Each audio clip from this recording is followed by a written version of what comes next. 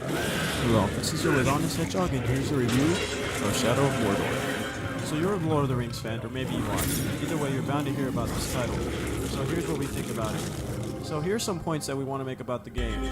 So the game is open world, and Sauron's army is a neat little option, well, kind of main thing that you get to do with the game. Next-gen graphics, and the pretty alright story that we're going to talk about. And finally, we're going to review the game in total, as a whole. So for starters, I'm going to talk about the PC port aspect of the game. The game's actually pretty stable, it's pretty smooth. I was recording with fraps and I got a very good frame rate even on high. Sometimes when there's a lot of enemies on the screen, sometimes I do get a little stutter and lag, but otherwise the gameplay is really good. This was recorded on the MSI ApachePro, which is a mid-range laptop. It does have a GTX 860M, which is a portable version of the 860, which is probably around equivalent of a 650. I believe TI version. It does have 2 gigabytes of video RAM, so it is able to handle some textures, but it's not really as fast as a desktop equivalent of it. So it might not be able to process everything as fast as a desktop, but it is handling pretty good, and the graphics are not too shabby for port. I do have to say that the cutscenes are quite terrible, and I would have, if I was a developer, I would have done something, just to make the cutscenes look a little bit better. But otherwise, the in-game graphics are awesome. Now I'm going to talk about the open world part of the game. I can't really say it's fully open world since it's split into 2 maps. It really doesn't feel as open world as other games such as the Elder Scroll games because it lacks, I guess, a certain user touch or something. I can't really put a word to describe it, but you feel like you're in a narrow path, so it doesn't really feel as you're open to do your choices. But you do have a lot of options when it comes to controlling orcs. And that will be covered in the Sauron's army part of the review, which is the aspect that is unique to this game. Okay, so before we move into the gameplay of the review, I would just want to talk about the graphics. The graphics are pretty good. For a next-gen title, I don't feel like it lives up to the standard that we're putting for next-gen graphics.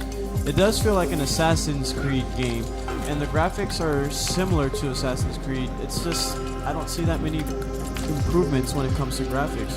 But it is a beautiful world. I just wish it was a little bit better.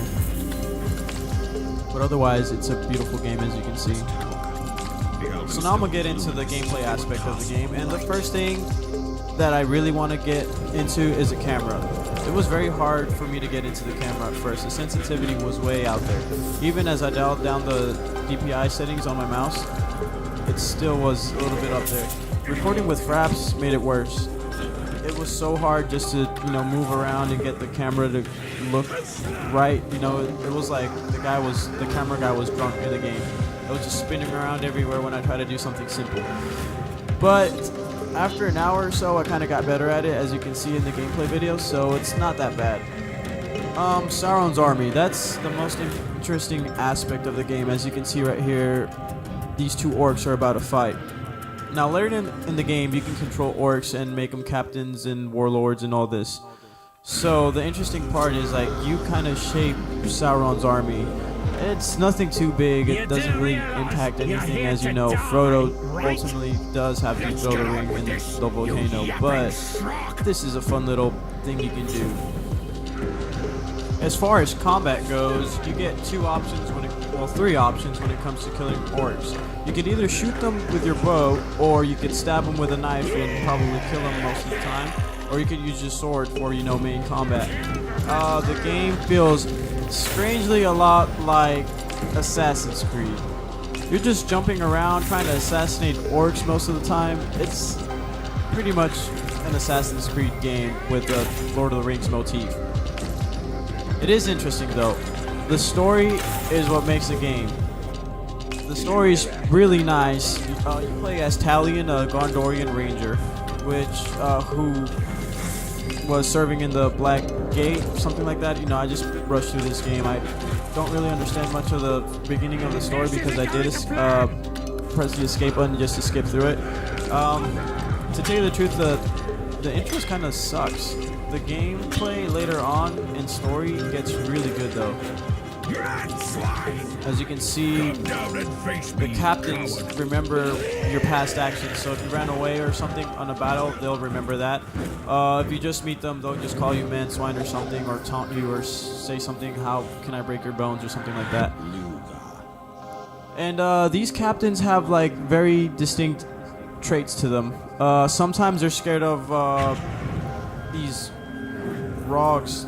I think they're called carnivores or something, or carnivores, I forgot. But sometimes they're scared of bees or flies. Sometimes they're scared of betrayal. Sometimes they're scared of little things.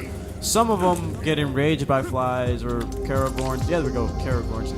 And so there's different ways you can approach these captains. As you can see, this one just got killed by a caragor right now. So that captain is dead, and later on in the game, if you die or if you advance time, another orc is going to take his place, as orcs are constantly fighting for supremacy. So now that I got that out of the way, I'm going to explain a little bit more about the plot. So the plot, you're Talion, you're a ranger of Gondor, and your main objective is to kill the people that murdered your family because you died and essentially you are possessed by a wraith. Now, I don't want to reveal spoilers, but past this point is going to be just spoiler alert. So, your objective is to kill these 3 Black Hand members. So you kill the first one, you kill the second one, and you kill the third one. Consecutively, the second and third are like pretty much minutes apart from each other of getting killed. And the last boss battle was like horrible. I just remembered in my head while I was talking about it. It's like, oh no, I can't believe that was actually a boss battle. It was just a cutscene pretty much. But as you can see towards the end, it kind of gets intense, but it's not really. I thought the gameplay was harder, battling some bosses that had pretty much no weaknesses, and they were really hard to beat. It took me like a couple of tries to kill them. Now, all that being said, I just want to give this game a general review. Unlike other people that were reviewing this game, I wasn't, paid to review this game or anything like that. So I'm just going to give an honest Hedgehog review about this game.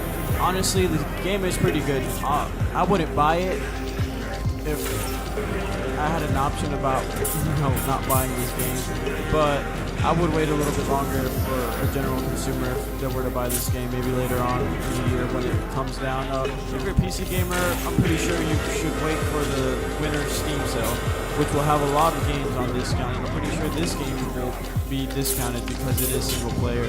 But it is definitely a game you want to have in your library. I'm not saying it's bad or anything, I'm just saying it could have been a lot better.